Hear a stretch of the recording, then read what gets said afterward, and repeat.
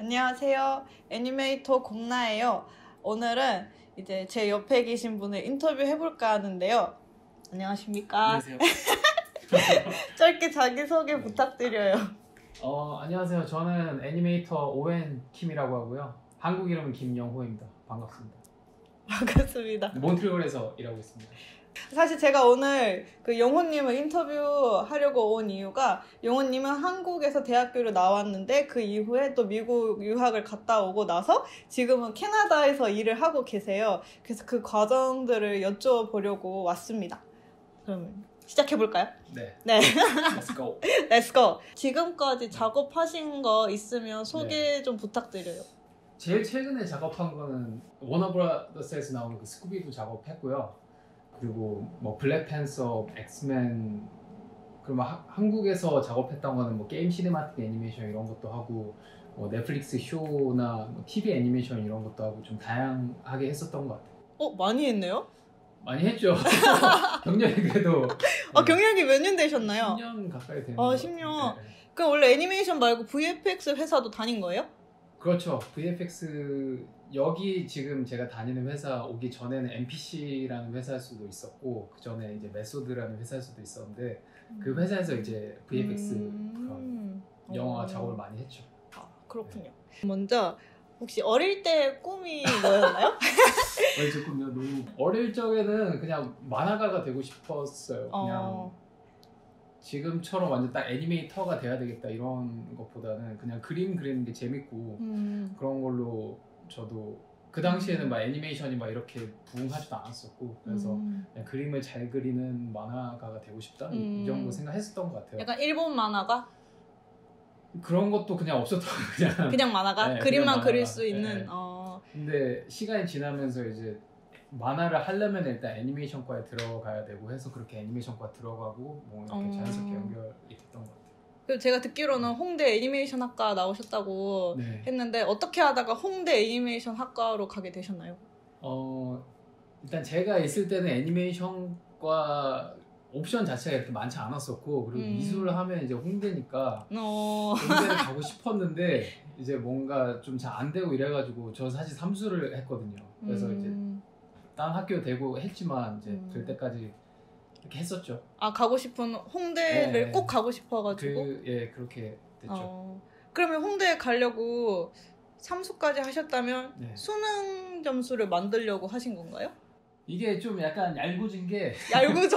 처음에 제가 고3 때는 이게 특차 이런 게 있어가지고 그때 뭐 인터뷰도 하고 이렇게 했는데 안 됐어요. 성균관대 영화과 해서 거의 끝까지 갔다가 안 되고 그 다음부터 뭔가 좀 꼬이기 시작해가지고 그러니까 그림은 괜찮은데 점수가 안 나왔었고 이제 삼수할 때는 그걸 다 채워가지고 이렇게 잘 갔었죠. 그럼 실례가 안 된다면 그때 수능 점수 몇 등급 받으셨나요? 1% 정도. 1%? 네, 1%. 그럼 다 1등급 받아야 되네요? 그렇죠. 수학은 하나 틀리고 약간 자랑. 근데 홍대에도 수학을 봤어요? 그쵸. 그래서 저는 근해 공식을 아직도 기억하고 있어요. 진짜? 그럼 x는 2분의 마이너스 2 플러스 마이너스 루트 b제곱 마이너스 4ac 이걸 아직도 산수를 해가지고. 그러면 수능 점수도 만들고 이제 실기까지 미술학원 다니면서 그러면 홍대만 노렸기 때문에 뭐 석고수채화 이것만 했나요? 맞아요. 석고정문수채화를 오래 했죠. 근데 이게 저도 사실 좀 불만이었던 게 그 홍대 같은 게 지금은 이제 입시 미술 자체가 없어졌지만 홍대는 그때는 뭐 회화과든 디자인과든 애니메이션과든 들어가려면 다 석고정문 수채화를 해야 된다는 게 저는 그냥 애니메이션만 잘하면 어차피 애니메이션 할 거니까 그렇게 하는 게 더 맞지 않나 생각했지만 뭐 룰이 그런 거니까 거기 뭐 맞춰야 될 수밖에 없었죠. 근데 애니과라고 하면 세종대도 유명하잖아요. 시험 자체가 근데 달랐어요. 달랐기 때문에 영호님은 그래도 세종대보다는 홍대에 가고 싶었기 때문에 그 석고수채화에 맞춰서 그것만 판 거예요? 그렇죠. 그것만 준비하다 보니까 이제 세종대는 또 다른 방향으로 아예 새롭게 준비를 해야 되는데 그렇게 할 수가 없으니까 그냥 홍대에 올인을 한 거죠. 근데 이제 수능으로 보면 우리 가나 다군 이렇게 있었잖아요. 그러면 다른 구는 어떻게 했어요? 다른 구에서도 석고정물 수채화로 이제 갈 수 있는 대학교를 지원했죠. 그렇게 할 수밖에 없었어요. 다른 거 새로 준비하기 시간이 또 부족하고 이렇게 되니까. 아 근데 홍대를 졸업하신 이후에 또 미국으로 유학을 가셨잖아요. 왜 그렇게 다짐을 하게 됐나요? 일단 지금도 그렇고 과거에도 그렇고 항상 이게 좀 한국 애니메이션 시장은 좀 약간 쉽지 않은 것 같아요. 그래서 제가 졸업할 때도 이제 뭐 선배님들이나 뭐 그런 하는 얘기를 이제 들어보면은 이제 상황이 힘들다. 그래서 뭔가 좀 그런 해외에서 좀 좋은 기회를 가져서 일할 수 있으면은 좋지 않겠냐 뭐 이런 얘기 듣고 저도 한국에서 일을 안 하고 바로 갔었거든요. 그래서 나중에 한국에 돌아간다고 하더라도 뭔가 그런 미국에서 일하는 경력이 있고 그런 게 있으면 도움이 되지 않을까 생각을 해가지고 뭐 그렇게 자연스럽게 가게 된 것 같아요. 그러면 홍대를 졸업하면서 동시에 미국 유학을 준비하신 거예요? 네, 대학교 4학년 때 졸업할 때쯤에 이제 그 생각을 하게 됐죠. 한국이 좀 힘들겠구나. 네, 그런 생각을 해가지고. 네. 그러면 유학을 준비할 때 어떻게 알아보셨어요? 뭐 에이전시를 끼거나 아니면 뭐 대학교 지원할 때 포트폴리오 보기도 하잖아요. 네. 그런 건 어떻게 준비하셨어요? 폴 같은 경우에는 사실 제가 애니메이션과를 나오고 또 애니메이션 대학원을 가는 거기 때문에 따로 막 이렇게 준비를 하거나 이런 건 없었고요. 네. 그리고 제가 AAU를 갔는데 AAU 같은 경우에는 그렇게 들어가는 것 자체는 그렇게 어렵지가 않아가지고 이렇게 막 힘들진 않았던 것 같아요. 준비 과정이. 근데 대학교를 선정하는 그 기준이 그때 뭐 여러 가지가 있었겠지만 저 같은 경우에는 좀 실무적인 거를 바로 배워서 미국에서 좀 바로 취업할 수 있고 이런 거를 배우고 싶었거든요. 당장 써먹을 수 있는 그런 스킬 같은 걸. 여러 옵션이 있었는데 그러면서 이제 석사 과정이고 3D 애니메이션이어야 하고 근데 이제 카라치 같은 경우에는 학비도 일단 비싸고 그 3D 애니메이션으로 석사 과정 자체가 이렇게 좀 잘 돼 있지 않은 것 같더라고요. 물론 이제 그런 2D 애니메이션이나 이런 쪽은 되게 잘 돼 있지만 그리고 SBA도 생각을 했었는데 SBA는 애니메이션 쪽보다는 뭔가 좀 그래픽 디자인 이런 쪽으로 좀 더 강세인 것 같고 그래서 이제 AAU 같은 경우에는 그 당시에 지금도 그렇지만 이제 픽사 클래스라는 게 있고 이제 거기 출신들이 좀 실무에 많이 일하고 계신 분들이 많아가지고 뭐 학비도 상대적으로 좀 저렴한 편이고 해서 이제 크게 고민은 안 했던 것 같아요. 그래서 AAU로 이렇게 간 것 같아요. 그러면 본인이 스스로 어떤 대학교가 있는지 다 서치를 하고 직접 어플라이를 하신 거예요? 아니면 무슨 회사를 통해서 알아본 거예요? 뭐 처음에 상담도 받고 뭐 유학원에도 가고 이렇게 했는데 결국 그냥 혼자서 다 한 거죠. 그 과정 자체가 그렇게 어렵지는 않았던 것 같아요. 어렵지 않았구나. 그냥 하라는 대로만 거기 나와 있는 대로 뭐 서류 내라는 거 내고 그렇게 하면 되는 거라서. 그리고 거기 AAU에는 한국인 담당하시는 분이 있어가지고 궁금한 게 있으면 뭐 한국말로도 물어볼 수가 있었고 이렇게 해서. 그 학교에 한국인들이 많아요? 그쵸. 한국인도 많고 중국인도 많고 아시아 사람들이 많구나. 네. 그 당시엔. 그 당시에? 그 당시가 몇 년 전이에요? 10년 됐죠. 호랑이 담배 피던 시절. 지금은 또 상황이 좀 다른 거고 항상 이게 바뀌는 거니까. 그쵸. 그러면 원래 영어를 좀 하셨어요?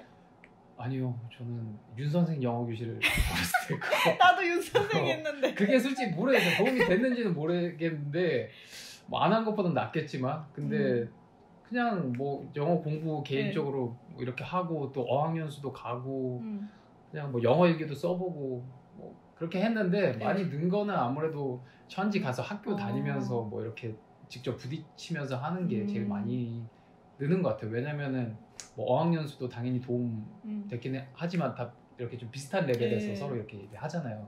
근데 현지인이랑 이렇게 하는 게 얘기를 직접 하는 게 실질적인 도움이 좀 많이 됐던 것 같아요. 그러면 그 학교 들어갈 때 영어 시험 점수 이런 거 필요 없었어요?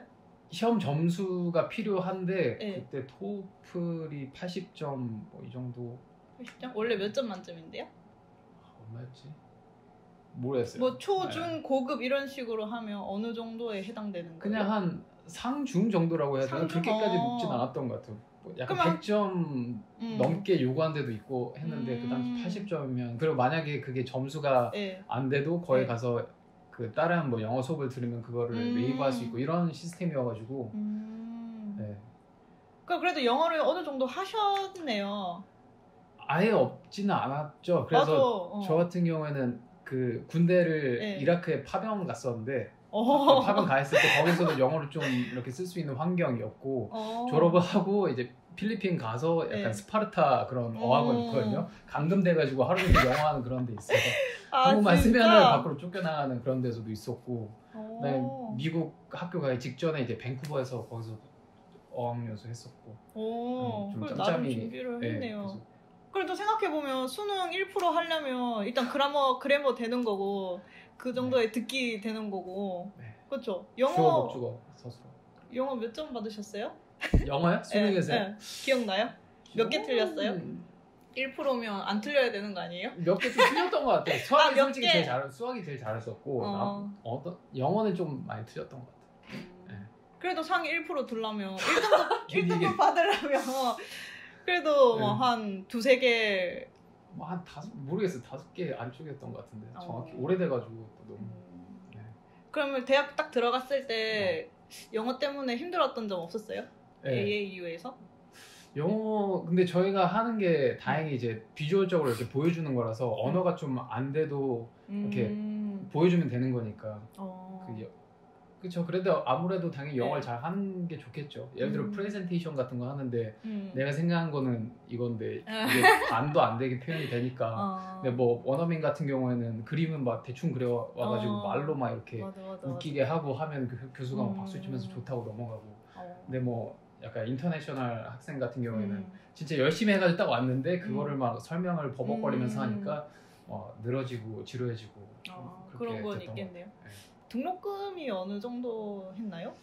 그 대학원이 그 학점에 따라서 이제 등록금이 책정되는 거라서 그 학부보다 대학원이 학점이 더 취득해야 될 학점이 더 낮기 때문에 등록금은 조금 더 이제 싸긴 했었죠. 지금은 아마 더 올랐을 것 같은데 그 당시에 한 학기에 8,000불 정도 하지 않았던 것 같아요.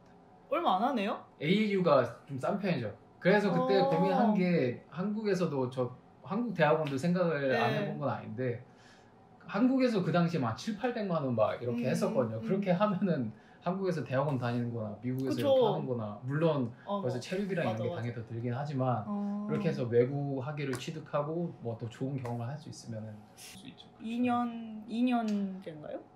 2년에 졸업하는 분들은 사실 거의 없는 것 같아요. 저 같은 경우에는 한 3년 반 정도 걸렸고 오래 걸렸네. 네, 왜냐면 이게 실무 위주고 또 이제 thesis 그 졸업 논문 이제 석사 과정이니까 아무래도 졸업 논문을 자기 작품으로 이제 배체를 해야 되는 건데 그거 하는데 또 시간이 걸리고 이렇게 하다 보면은 진짜 빨리 하면 3년이고 그냥 보통 한 3년 반. 학부생 같은 경우 5년 이상 막 이렇게 걸리고 하는 것 같아요. 되게 재밌다. 나도 생각해 볼 수 있을 법한 것 같아, 대학원. 근데 이게 좀 쉽지 않은 게 샌프란시스코 물가가 너무 비싸니까 이제 집세만 해도 그래서 너무 많이 빠져나가고 이래서 어떻게 해결하셨나요? 집에서 도와주셔. 진짜 부모님 감사합니다. 감사합니다. 근데 뭐 쉽지 않죠. 뭐 중국 분 같은 경우에 좀 부유한 분들 퍼센티지가 많았던 것 같은데 한국 분들 같은 경우는 좀 진짜 힘들게 이렇게 겨우겨우 약간 뭐 빚내서 오신 분도 있고 아니면 어떻게 좀 불법적으로 암암리에 그런 알바 같은 걸 하시는 분도 있고 해서 어떻게 겨우겨우 졸업하시는 분도 있고 이게 쉽지 진짜 않은 것 같아요. 뭐 유학 간다고 다 뭐 그런 잘 사는 사람도 아니고. 그 미국 유학 생활은 어땠나요? 약간 예를 들어서 홍대도 다니고 미국의 대학원도 다녔는데 약간 큰 차이점이 있었나요? 학교 생활이라던가 수업 내용? 아니면 친구들과의 관계? 차이가 있죠. 왜냐면은 샌프란시스코에 가서 딱 현지에 가서 그런 그 본진에 뛰어든 거잖아요. 그러니까 뭐 게스트 스피커로 오시는 분들도 픽사 수업 끝나고 그때 뭐 브레이브 감독한 분이 직접 와가지고 막 얘기도 하시고 픽사 안에도 직접 막 투어할 수도 있고 뭐 그런 애니메이션 행사 LA 가가지고 뭐 그런 블리자드나 디즈니 뭐 이런 분들이랑 직접 얘기도 할 수 있고 제 것도 보여드리고 뭐 이런 그런 레전드 분들을 만나고 또 자극을 받을 수 있는 기회가 이제 많이 있으니까 그런 건 확실히 좋죠. 근데 한국에서 그런 한 번 모시기도 사실 되게 힘들잖아요. 네, 그래서 좀 동기부여도 많이 되고 저도 이제 저런 분들처럼 잘 하고 싶다 뭐 이런 생각 들고.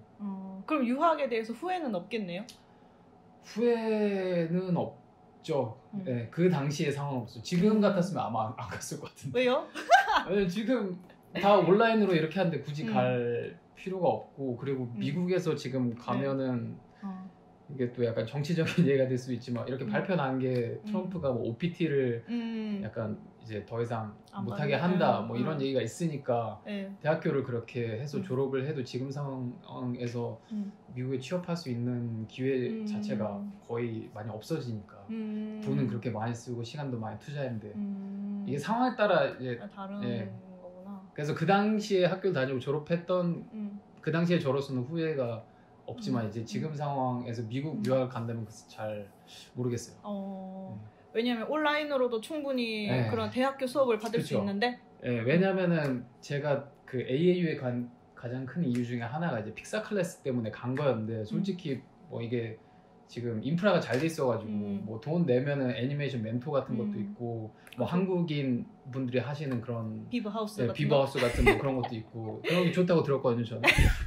그래서 그런 거에 있으면 솔직히 뭐 잘하시는 분들한테 다 배울 수 있는데 굳이 그 더 큰 돈을 써가면서 현지에 가야 되는 이유가 그 픽사 클래스랑 그리고 학교 졸업한 다음에 일을 할 수 있는 비자 그리고 뭐 석사 학위 뭐 이게 제일 큰 이유인데 그런 메리트가 없어지는 거니까 지금 상황에서는 아닌 거죠. 굳이 간다면은 제 생각엔 캐나다 쪽으로 가는 게 더 나을 수 있을 것 같아요. 왜냐면은 이제 여기서 학교를 졸업하면은 그래도 이제 영주권을 준비하는 데 있어서 더 이제 가산점이 있고 또 일을 하는 데 있어서도 미국보다는 조금 더 캐나다가 수월하고 회사들도 아직 많이 있으니까. 그럼 미국 대학교를 졸업하고 나서는 바로 캐나다로 오신 거예요? 그것도 좀 우여곡절이 많았는데 미국에서 이제 OPT 기간 동안 한 1년 정도 됐는데 그때 약간 스타트업 회사에서 잠깐 일을 했었거든요. 근데 뭐 OPT 끝나고 한국으로 돌아올 수밖에 없었죠. 뭐 얄짤 없죠. 대부분의 사람들이 약간 좀 양아치 같은 회사들도 있는 게 그런 인터내셔널 학생들을 이용해서 그럴 때만 딱 써먹고 또 끝나면 보내고 또 새롭게 OPT 시작한 학생을 또 쓰고 왜냐면 그런 OPT 시작하는 학생들은 그런 거 경력 하나가 정말 이렇게 소중하고 급하니까 사람 사는데 다 똑같네요. 이렇게 완전한 을이 될 수밖에 없는 거죠. 그런 학생들 입장에서는 이제 그런 걸 또 이용하는 사람들이 있는 거고 그렇게 해서 뭐 당연히 안 돼서 이제 비자가 끝나고 안 돼서 한국으로 돌아오게 됐죠. 한국에서 일을 하시고? 그렇죠. 한국에서도 이제 일하고 일을 하면서 이제 캐나다로 올 거를 준비했었죠. 동시에. 어떻게 준비하셨어요?